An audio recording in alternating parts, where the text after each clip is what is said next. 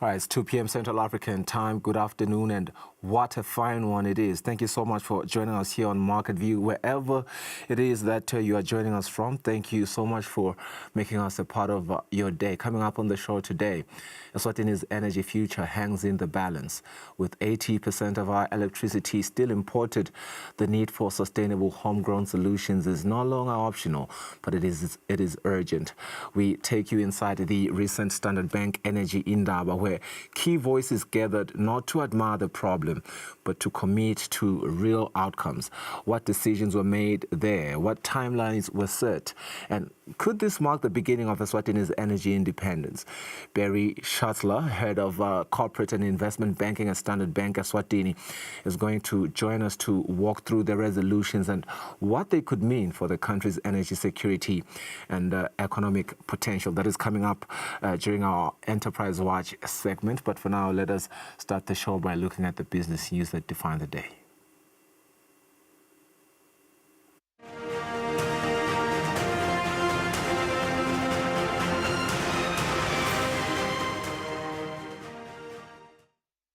Our first story, the transport sector remains a critical backbone of Eswatini's economy, connecting communities, supporting livelihoods, and driving national development. In the first phase of a study looking into public service permits, it has been revealed that over 3,700 permits have already been issued across the country. Now, these permits cover various modes of transport, including buses, minibuses, school transport services, and other public service vehicles. Sabelo Dlamini is the chairperson of the National Road Transportation Council, and he stated that the permits have been distributed by mode and region, reflecting the country's growing and diverse transport needs. The chairperson says they are presenting the first findings of the national statistics on public service permits broken down by mode and region. He adds that in the next 3 weeks, the second phase of the study will begin. He reveals that there are more minibuses than buses, raising a red flag, particularly about the number of unregistered vehicles, including those transporting children to schools. He continues to say the long-term goal is to overhaul the transport industry to make it efficient, safe, and profitable. So, bekungumbiko lesibita ngokuthi ngo-phase 1 sesiqedile-ke nga-phase 1 ukuthi sithole ukuthi sidingakhi, but sisaya-ke ku-phase 2 lesiyumnikete nawo ukuthi about 3 weeks. After 3 weeks-ke sabe sesinembiko lophelele lotabe sesiyakomperisha ukuthi phase 1 na phase 2 uphume nani. Sitholile ukuthi timoto manengi ema-minibus ikakhulu emakhumbi nemabhasi amancane compare kumabhasi lamakhulu mancane ematekisi nawo mancaniswa ukuthi kunalama imports langasangene kuma-permits kanti on the ground akhona. Nenzaba-ke ama-school bus. Ma-school buses abantwana bethu bahamba lapho K1 esikolweni bahamba-ke ngematimoto letide ema-permits ikakhulu bonowa nama-Honda Fizz nalokwa nalokwa. So-ke sinemsebenzi omkhulu ukuthi sikulungise nako lokho siku-rectify ukuthi sekwenda kanjani kube semthethweni. Si-overhaula i-transport industry ikakhulu even ngiko siqale ngekubala. Masiceda kubala sabe sesi-identifya imigwaqo lesithatha ukuthi seyigcwele. Masiceda lapho sibuya ukuthi bantu asebabhadala ngenzaba ye-prepaid. One of the members of the National Road Transportation Council, Dumamsibi, says this study is critical as it will provide the data and direction needed to shape the future of the transport industry in Eswatini. He emphasizes that knowing the number of permits issued will help regulate the industry more effectively and create stronger, smarter policies. Githi ubalulekile ngoba uma ungabali etintweni lotendako kude lo ngaku-achieve. So nathi kuyasitshila kuzivule emehlo kokuthi wo lokuthi leti moto dinengi ngilokusenta singathi asikhoni kuphila. Ngakho-ke lokubala nje lokwentiwako kwenta kona kwekuthi sitawufika esigabeni sekwekuthi kuze sikhone kusebenta asinciphise timotolo leti semgwaqweni.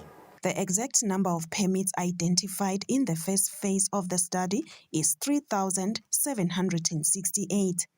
For Market View, Nelson Dlangamandla, Vuminkosi Nzinisa and Derek Msibi, Eswatini.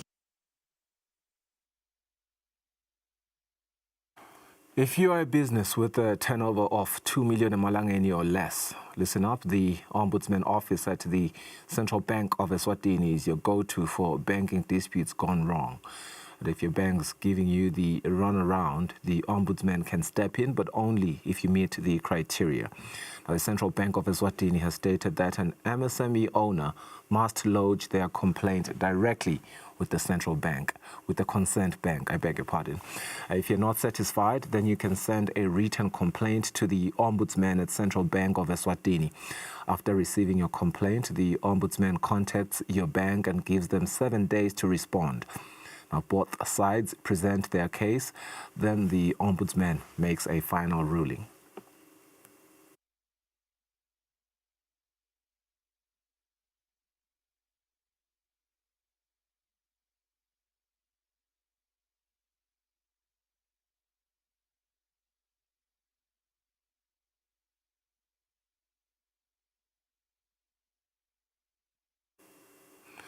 All right, let's take a look at international business news now. 4 dynasties dominate the property sector, each worth tens of billions of dollars. But now, one of these seemingly untouchable dynasties is in crisis. Adrian stepping down was shocking because in traditional Hong Kong tycoon families, family members are very important, and the eldest son is the most important member of all the children.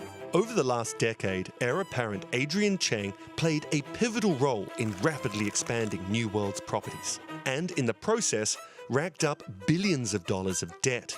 A string of recent misfortunes, some within the company's control and some not, have hit New World's share price hard. New World Development is a sprawling company with commercial and residential projects across Hong Kong and mainland China, which the company says are worth $54 billion US. And all that property comes with massive debts. New World borrowed big in the late 2010s. But at the time, investors cheered Cheng on. The company's share price climbed. It looked like a continuation of the Cheng family's successes, which began with Adrian's late grandfather. Protests over the increasing influence of Beijing on the city began in March 2019. That June, an estimated 2 million people took to the streets to oppose the direction of the Hong Kong government. Police and security services cracked down. China introduced a very controversial national security law in Hong Kong, and that had an impact on Hong Kong's reputation.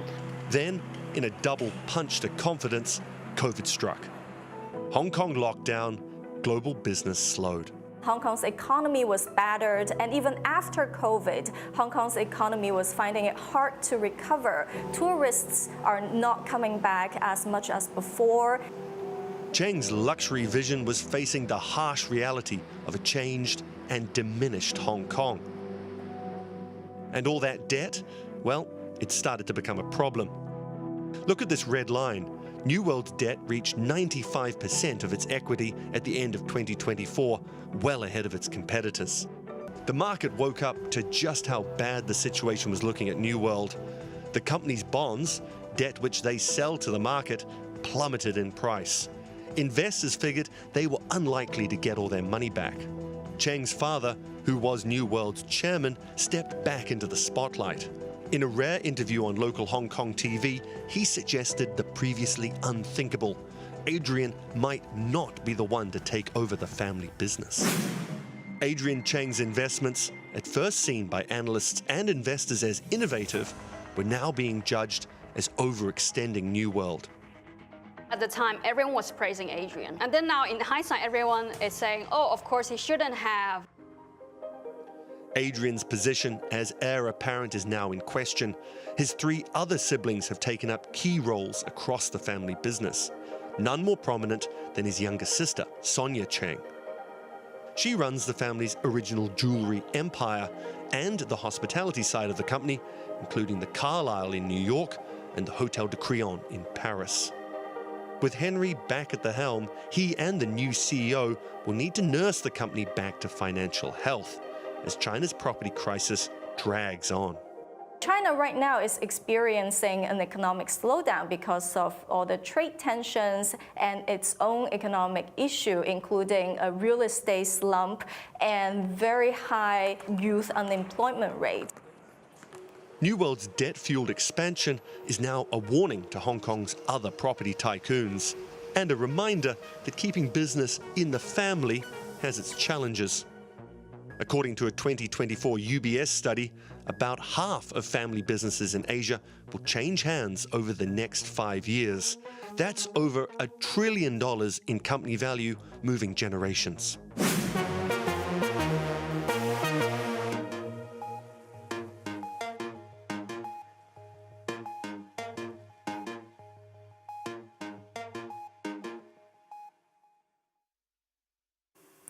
All right, that's it for our business news. We'll go for a net break. When we return, we speak to Barry Schatzler about the Standard Bank energy indaba that we witnessed last week.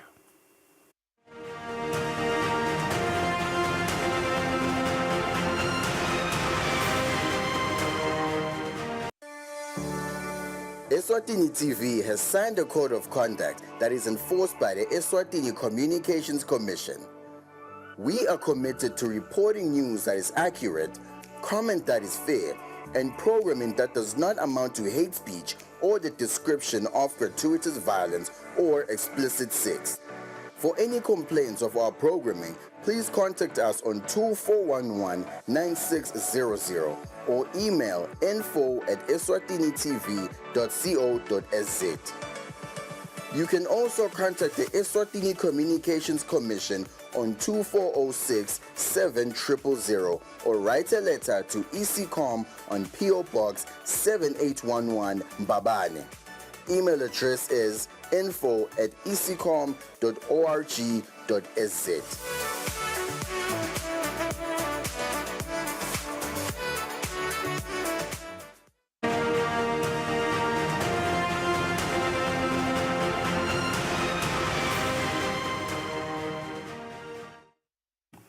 All right, welcome back. It's exactly 12 minutes after 2. We get into our discussion segment now. Last week, Standard Bank brought together industry heavyweights, including investors, policymakers, under one roof for a high-stakes energy indaba, a critical gathering that was aimed at finding real solutions for Eswatini's energy future. Right now, Eswatini still imports 80% of its electricity, mainly from South Africa, but that dependence is not sustainable, and the pressure is on to create homegrown, sustainable energy solutions. So what came out of this powerful meeting? What resolutions were made? And most importantly, how will they help put Eswatini on the path to energy independence and attract the investment that it needs? To break it all down, we are now joined by Barry Schatzler, Head of Corporate and Investment Banking at Standard Bank Eswatini, to unpack the outcomes of this crucial conversation and what it could mean for the future of energy in the kingdom of Eswatini. Barry, good afternoon to you. Welcome to the show. Let's begin with what matters most. What, in your view, were the most consequential resolutions that came out of this indaba? Good afternoon, and thanks for having us on your show. I think, to me, the most critical point that came out of the conference was, let me put it down to one word: collaboration. I think in order to drive this energy growth within the country and free up the capability and ability to generate our own power, we need collaboration. Collaboration between government, between private sector, between ISERA and between EEC. I think the most important thing that came out of that is that we all need to be talking, we all need to be on the same page, and we all need to be pulling in the right direction. So, yeah, I think to me the most important takeaway from our conference was we need collaboration between ourselves and government, ISERA, EEC, etc., to ensure that these projects get off the ground and smoothly and operate and help us sustain our energy going forward. And certainly, indeed, collaboration will be essential. But we often hear about energy independence in principle. I want to understand, based on the discussions that you guys had at the indaba, how close or far is Eswatini from making that a reality? Look, I think we're probably still quite a way off, but the journey has started, and that's the most important thing. I think we've been speaking about it for long enough. Now I think sort of the rubber's hitting the tarmac, and there's definitely I think there's definitely drive from the private sector and from government to make this happen. We've had our first success thus far with the Lower Magaduza project, which we signed off financial closure Christmas Eve last year. So that's in progress at the moment. There are 4 or 5 or 6 other projects in the pipeline that we're looking at. I was just looking at it earlier this morning. It's to the tune of about 10 billion Imalangenis worth of projects that are in the pipeline. They're across various structures such as solar, wind, geothermal, hydro, etc. So there's quite a bit going on. And I think, if we can get that right, we'll get quite a long way towards being self-sufficient. I think besides those projects, we probably need a bit more in terms of ensuring that we are self-sufficient. I think we need at peak something like 240 megawatts. I think as Sarah mentioned, there's about 180 megawatts in their pipeline at the moment. So yes, it's early days, but I can say with confidence now that the rubber has hit the tarmac, and it's not just talk anymore. I think there's real activity starting to happen. Yeah, and obviously in that room you had heavyweights, you had investors, you had policymakers, and you have mentioned that the biggest takeaway from the conference was collaboration. How, according to your view, did these investors in that room respond to the country's energy investment case? Was there enough clarity to inspire confidence, or this collaboration is just an aspiration? Yeah, look, hopefully the collaboration isn't an aspiration. I think certainly from a Standard Bank's perspective, we would like to be, and we're comfortable to be that mediator, to pull all the parties together. So that we, as I say, we make sure we're all pulling in the same direction. Yeah. So certainly from our side, there's definitely appetite from Standard Bank's side. And I think there's definitely appetite from other financial institutions like ECAs, development bank finance, etc. So yeah, I think the appetite's there. I think we just need to make sure that we make the transition or the development of that finance as smooth as possible and as efficient as possible.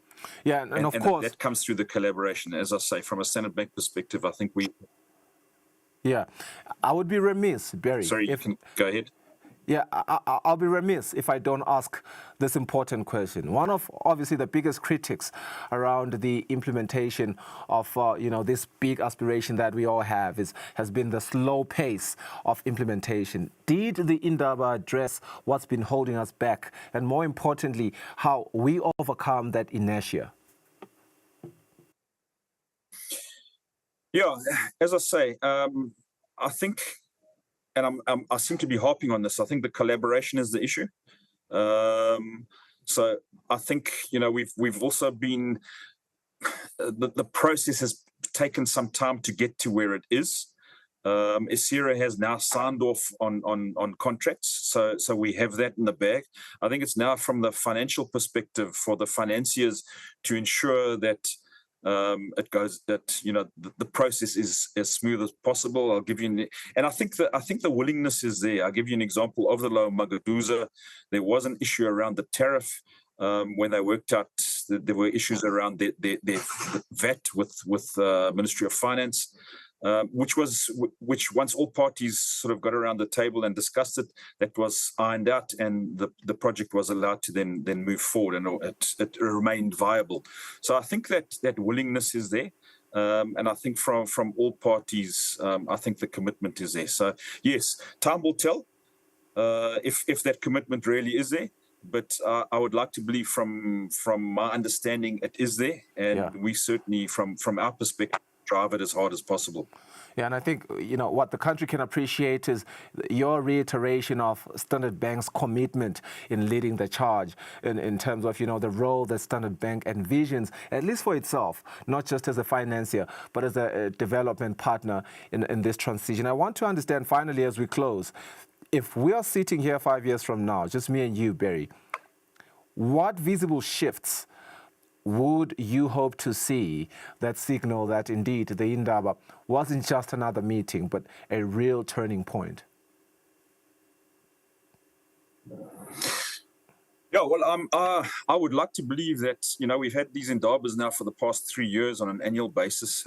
We're looking to continue with that. I think our first 2 years was talk, as you've kind of intimated. This year we were able to say, here's a project we've done. So going forward over the next 5 years, I'd like to say that we were able to put all 180 megawatts of pipeline at the moment that Asira was referring to at the end. It's all online and it's actually producing.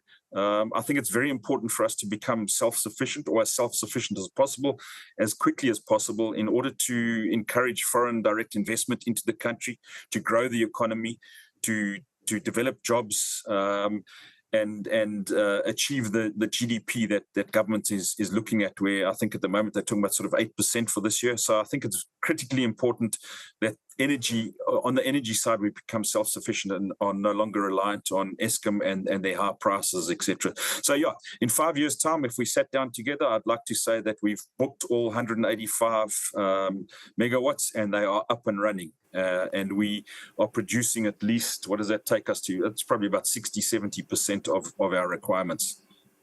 Well, Barry, thank you so much for your time. You enjoy the rest of your afternoon. There was Barry Schatzler from Standard Bank, Eswatini, just making sense of what this Indaba could unlock for Eswatini, not only for the energy sector, but for the broader investment story of the Kingdom of Eswatini. Let's look at how markets are shifting after the break with our economist, Sanele Sibia.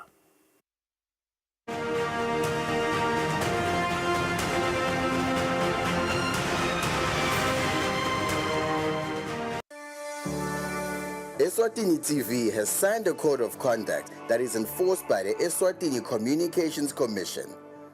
We are committed to reporting news that is accurate, comment that is fair, and programming that does not amount to hate speech or the description of gratuitous violence or explicit sex.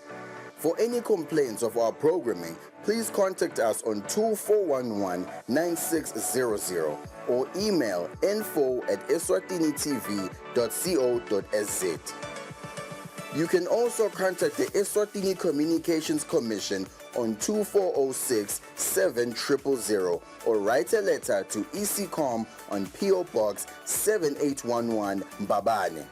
Email address is info@ecom.org.za.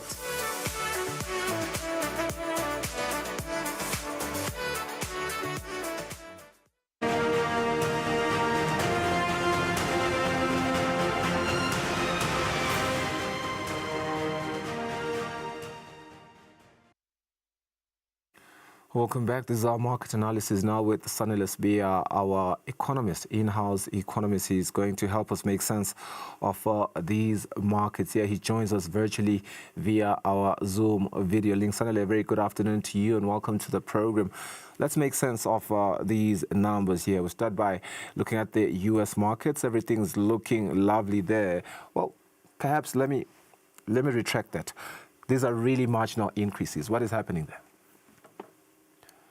Thank you, Mr. Ngumalo, and good afternoon to the viewers. So what we're seeing with markets, Mr. Ngumalo, is a bit of a correction, coming through from Liberation Day when we saw that shock with those 90-day, with those tariffs, which were then paused for 90 days. And then we saw Israel and Iran getting at it again. There was another shock that markets had to somehow absorb and deal with. But now that we are past that point, we've seen that ceasefire coming through. issue from the Middle East between Iran and Israel. So markets are somehow getting back on an uptick, and we've seen, a bit of a pause between Russia and the US in terms of their tit for tat in terms of those tariffs. So that's what markets were just trying to adjust back to and getting us back to those levels that we saw pre, Liberation Day, pre-Independence Day, and also we're just waiting to see if President Trump is going to push ahead and risk a deal with China in terms of what we're seeing with the tariffs. And we've heard the president announcing a potentially new tariffs that are going to come through sometime this week against China. So it's a bit of a turbulent week on the markets. So that actually just shows when you move to the European markets, Mr. Nxumalo, where we have a bit of a downturn. Overall indices seem to be pointing down. But what is interesting, Mr. Nxumalo, is they are pointing down, but on a very high level. So now that signals that bit of uncertainty that comes through from, that wrecking ball that Trump might just throw into the market. So there is a bit of risk that markets are taking into consideration and pricing in as we go into the week, while we also wait for new data to come out. We do know, Mr. Nxumalo, that within the European Union or Greater Eurozone region, it is only the UK that has somehow striked a deal with the US. So right now, when we see those talks of new tariffs coming back against China, it does send a bit of some shivers into the European markets in terms of those risks that might come. But we're still seeing positive news there with Germany. Early in the day, we saw the the DAX hitting the 24,000 mark. So we are back on that all-time zones, purely because it might be that markets are somehow not paying attention to those runs that Trump throws here and there, because we've seen that he can make a decision today and then you roll it back tomorrow. So I think markets are adopting a wait and see type of outlook towards that entire new tariffs against China. And then when you move into the mainland, Mr. Nxumalo, into Asia, one thing we're seeing which is quite interesting, Mr. Nxumalo, is Japan has finally gone back to that 40,000 mark. So we're seeing that correction again following those losses in Japan. And we do know that Japan is also waiting to see what kind of a trade deal is going to come. So I think that's what's holding markets from getting back to that 42,000 mark, because we're still waiting to see what kind of deals are going to come up as we get closer to, I think, July 9, when that 90-day freeze comes to an end, and we see what kind of deals are actually on the table. And then when you come into the Hang Seng markets, you can see that Hong Kong is doing fairly well, Mr. Nxumalo, back on the 24,000 mark, which is something we've been hoping for, because those are the pre-COVID pandemic levels. But what we're seeing right now is there's also that shift of money, trying to get to areas where it's going to be relatively safe, regardless of the outcome that we are going to see with those trade war between China and the US. And the semi-autonomous region of Hong Kong does present that safe haven for traders. And when you come into South Africa, again, Johannesburg Stock Exchange staying on the 96,000 mark, a record level, which is bolstered by, those increases in your platinum prices, and also the fact that halfway through winter, Mr. Nxumalo, we've not seen any load shedding in South Africa, and the GNU seems to be holding, even though there are signs that it might not hold that much. But we've seen the DA come out to say they are not going to leave the GNU, even though the cracks are quite visible. And then when you come into the commodities, gold has somehow lost a bit, back to the 3,200 mark, $30,296 per ounce. That's purely because the uncertainty that was brought by the Israel-Iran war has somehow fizzled out of the market. And we're also seeing the impacts of that in terms of the price of Brent crude coming back down to $66.81 per barrel of Brent crude oil, because the uncertainty and the risks within the region seem to have somehow stabilized. But we are watching that to see if that ceasefire is actually going to hold. And then in terms of the currencies, we're seeing some relative strength from in between the dollar and also against the euro. We're seeing the lilangeni getting a bit of strength against the dollar and the euro, staying on that $17 76 dollars per emalangeni per dollar and at 2082 euros emalangeni per euro. So that's being driven by those shifts in those metals, Mr. Ngumalo, and that slowdown in Europe, where we saw the president of the European Central Bank, Christine Lagarde, they're saying they are not going to be so very much heavy on those interest rate cuts going forward. So now that did somehow cause a bit of movement of funds flowing from the European markets into emerging markets. Let's leave it there for today, Mr. Ngumalo. Thank you. Mr. Spear, thank you so much for your time. It's 30 minutes after 2. That was our economist, Sanile Sibia, helping us make sense of the markets today as we begin this new week. Have yourselves a beautiful rest of your afternoon. We'll see you again tomorrow at 2 p.m. Bye-bye.